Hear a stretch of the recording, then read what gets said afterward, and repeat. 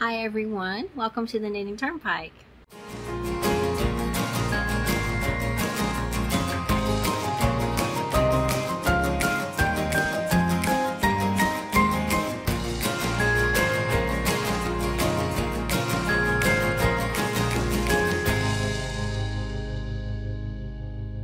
Welcome to the Knitting Turnpike. My name is Gina Pike. I'm so happy that you're here today. Today I'm going to be sharing with you a project that I've been working on since January of this year.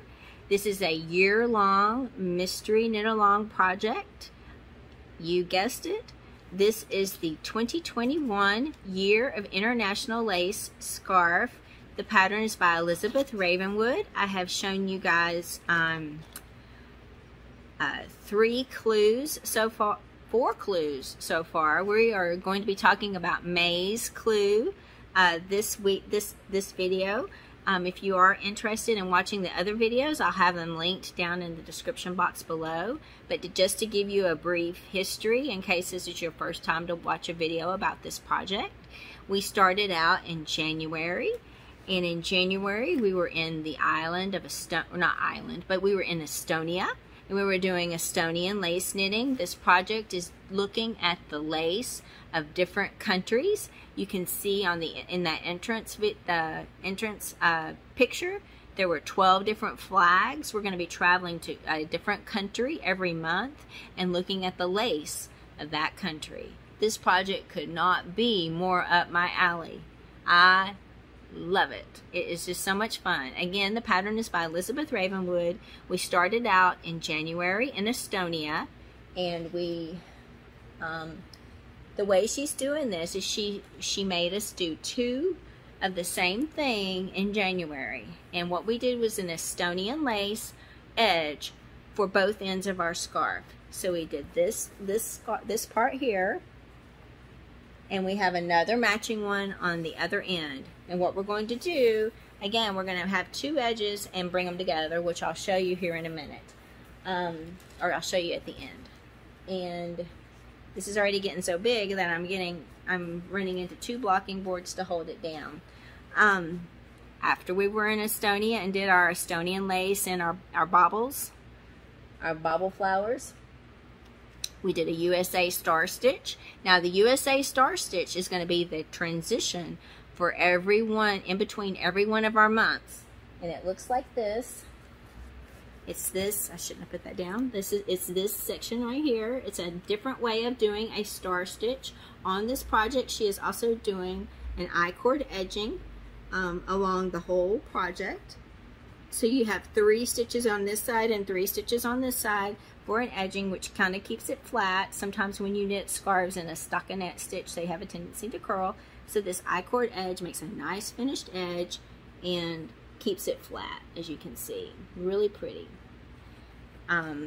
It's not very hard to do. There's a lot of different ways to do an I-cord edge. But that's all that it is an I-cord edge. Again, I was talking about February, and before we went to February, we did a USA Star Stitch transition border. And again, each one of these is going to be the transition. February, we went to the Isle of Shetland, the Shetland Isles off the UK. Actually Scotland. And we did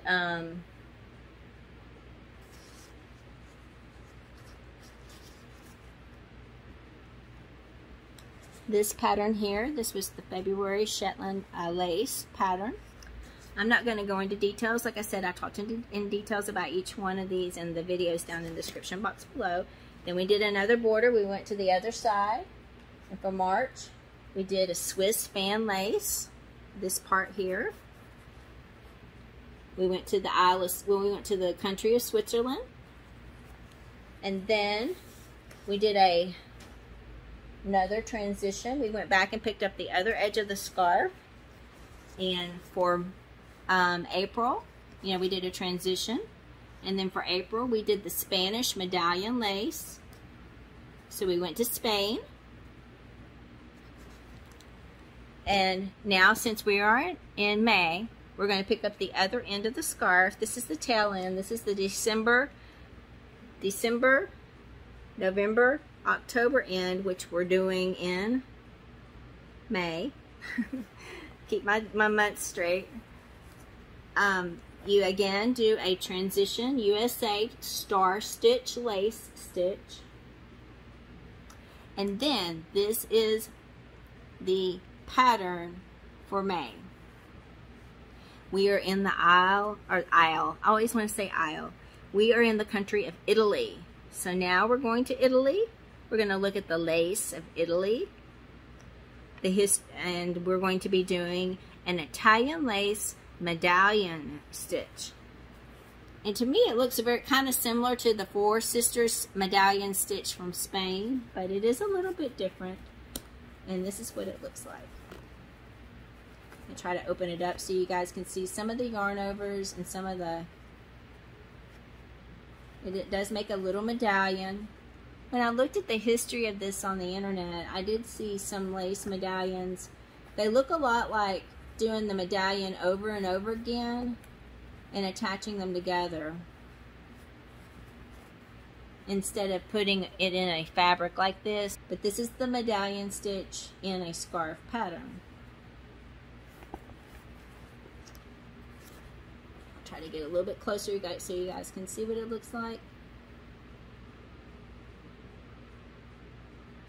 And that is the Italian medallion lace stitch for May for this scarf pattern. So next month in June, we will be picking up the other end of the scarf, and we will be starting here above April. Again, on this project, don't forget, I've told you guys that we're going back and forth every month and picking this up, and this is going to be joined together in the middle. At the end of the year, we're going to be finishing these up, and we'll Kitchener stitch these together, something like this. Except it'll be bigger. It'll be more like this. I just want you guys to see how they kind of fit together.